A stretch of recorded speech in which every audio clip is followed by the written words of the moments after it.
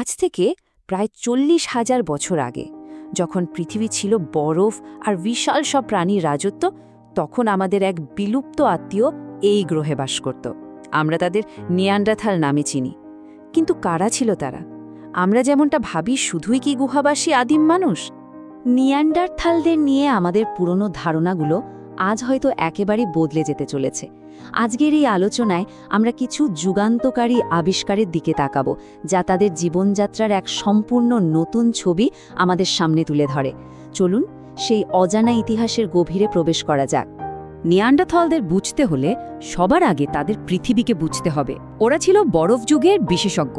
এমন এক পৃথিবীতে তাদের বাস ছিল যেখানে বিশাল বরফের চাদর বারবার এগিয়েছে আর পিছিয়েছে, আর তাদের চারপাশে ঘুরে বেড়াতো ম্যামথ, পশমি গন্ডার আর গুহা ভালুকের মতো অতিকায় সব প্রাণী।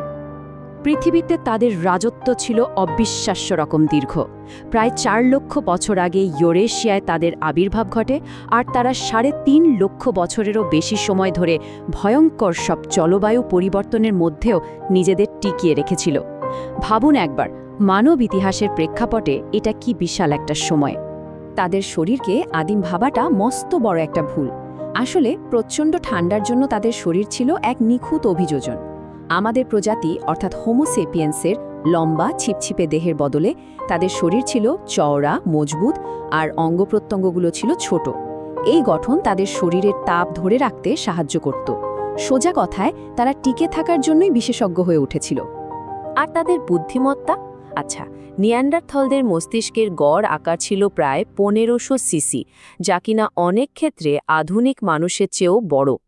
এই একটা তথ্যই তো তাদের অনন্যত্ব ভাবার প্রচলিত ধারণাটাকে একেবারে নাড়িয়ে দেয়, তাই না? এবার একটা মজার প্রশ্নে আসা যাক, তারাক্ষেতটা কি? আমাদের মাথায় যে ছবিটা ভাসে তা হলো তারা কেবলই বড় বড় জানোয়ার শিকার করত। কিন্তু সত্যিটা আসলে আরও অনেক বেশি জটিল আর চমকপ্রদ। তাদের খাবারের মেনুটা কিন্তু জায়গা অনুযায়ী একদম বদলে যেত।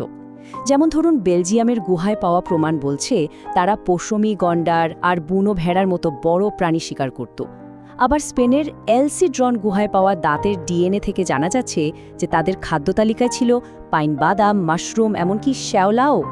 এখানেই শেষ নয়, পর্তুগালের উপকূলে তারা কাঁকড়া আর সামুদ্রিক শামুকও খেত। এই ছবিটা থেকে একটা জিনিস পরিষ্কার, তারা শুধু বড় শিকারই ছিল না, ছিল অত্যন্ত বুদ্ধিমান সংগ্রাহকও। পরিবেশ তাদের যা দিত সেটাই তারা নিজেদের প্রয়োজনে দারুণভাবে কাজে লাগাতে পারত। নিয়ান্ডারথালদের সামাজিক জীবনও আমাদের ধারণার চেয়ে অনেক উন্নত ছিল। কিছু প্রমাণ তো এমন ইঙ্গিত দেয় যে তাদের মধ্যে মায়া, মমতা আর সহানুভূতির মতো অনুভূতিও ছিল, যা তাদের পশুসুলভ ভাবমূর্তিটাকে পুরোপুরি ভেঙে দেয়। যেমন ইরাকের সানিদার গুহায় এমন কিছু জীবাশ্ম পাওয়া গেছে যা থেকে বোঝা যায় নিয়ান্ডারথালরা তাদের দলের গুরুতর আহত এবং বয়স্ক সদস্যদের ফেলে যেত না, বরং তাদের যত্ন নিত। একজন ব্যক্তি তো একটা হাত হারানোর পরেও, এমনকি প্রায় অন্ধ হয়ে যাওয়ার পরেও দলের সহায়তায় বহু বছর বেঁচেছিলেন। তার মানে একে অপরকে সাহায্য করাটা তাদের সমাজেরই একটা অংশ ছিল। তবে সবচেয়ে অবিশ্বাস্য প্রমাণটা এসেছে স্পেনের এল সিড্রোন গুহা থেকে। সেখানে এক ব্যক্তির দাঁতের পাপড়ি বিশ্লেষণ করে বিজ্ঞানীরা যা পেয়েছেন তা এক কথায় অসাধারণ। জানা গেছে সেই ব্যক্তি দাঁতের ব্যথা আর পেটের অসুখের জন্য পপলার গাছের ছাল ব্যবহার করত, যাতে প্রাকৃতিক অ্যাসপিরিন থাকে, আর ব্যবহার করত পেনিসিলিয়াম ছত্রাক, যা প্রাকৃতিক অ্যান্টিবায়োটিকের উৎস। ভাবা যায়, এটা তো আদিম যুগের চিকিৎসা বিজ্ঞান। এবার চলুন তাদের মনের আরও গভীরে যাওয়া যাক। তাদের প্রযুক্তি, হাতিয়ার আর সবথেকে বড় প্রশ্ন, তাদের ভাষার সম্ভাবনা আমাদের তাদের বুদ্ধিমত্তা সম্পর্কে অনেক কিছু বলে দেয়। তাদের পাথরের হাতিয়ারগুলো মোটেই যেমন তেমন ছিল না।